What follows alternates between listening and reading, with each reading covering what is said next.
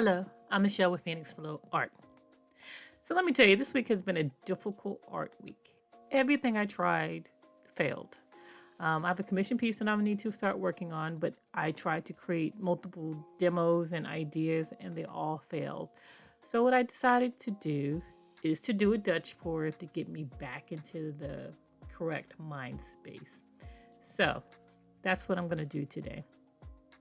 This Dutch board is on a 12-inch wood round. The colors will be listed in the description below. If you like my art, please like, subscribe, and share. Phoenix Flow Art, creating is what we do.